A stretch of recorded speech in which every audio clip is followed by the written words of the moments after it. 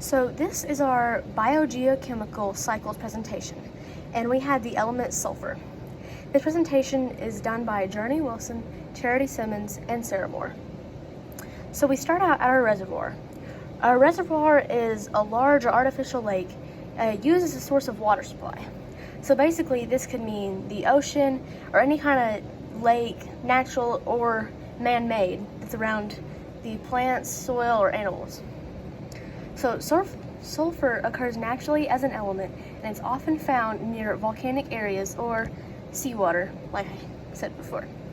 So sulfur is also found in many elements such as pyrite, gypsum, galena, and probably more household common name would be Epsom salt. One of the major reservoirs for sulfur is the global cycle and pyrite and gypsum.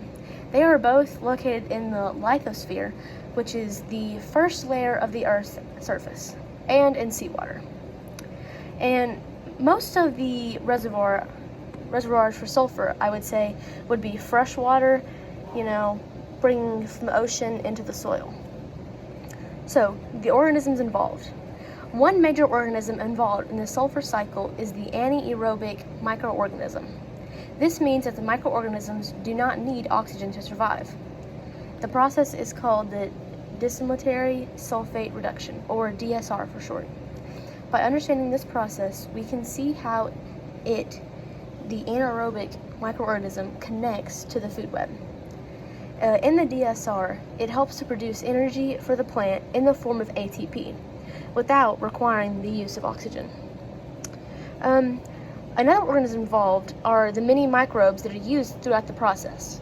They each take electrons from the sulfate and use it in the soil to help reach more anaerobic depths. So this means that they can go deeper underground without using oxygen. And here is our visual aid for the sulfur cycle.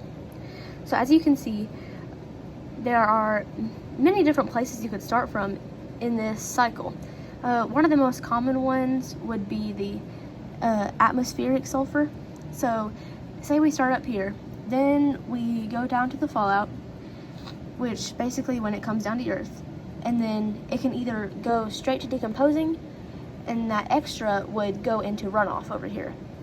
And then the runoff goes back into the ocean, or the fresh water, as you could say, and then it comes back into the form of pyrite and gets absorbed into the soil.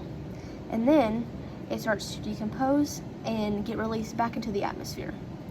Another place we could start from is the volcanic eruption. Like we said before, that sulfur is found in many volcanoes. So the volcano erupts and it goes up here to the atmospheric sulfur, and it follows the same cycle we just saw. So the path of sulfur. The path of sulfur starts out like the visual I've just shown. Sulfate gets absorbed into the soil, which the plants draw into the water, and nutrients help to grow the plants. Once these plants grow, the animals then consume the plants. So this is where the sulfur really begins to enter the food web. Once the animals consume the plants, they go through the food chain by predators eating the smaller animals that consume the sulfur nutrient plants. So this is how the element sulfur goes through the food chain, and basically the plants get the nutrients and how animals and we get sulfur. So why is sulfur so important to organisms? Well, sulfur is one of the most important elements to plant organism life because of the nutrients it provides. We can see in Hebrews 1:3, "He is the radiance of the glory of God and the exact imprint of his nature, and he upholds the universe by the word of his power." One of the most outstanding parts of this verse would be that he upholds the universe by the word of his power. So we can see there that God holds life together, he sustains it, and he perfectly made it for us. Then we also see in Psalm 104:14 that the Bible says about God, "You cause the grass to grow for the livestock and the plants for man to cultivate." So without God's hand in nature, there wouldn't be any kind of plant, animals, or humans for that matter. Since we need we need like animals to eat. Sulfur is very important in the growing of the plants, which feeds the animals that we consume. So without that, none of us would survive. And here are our works cited page. Thank you.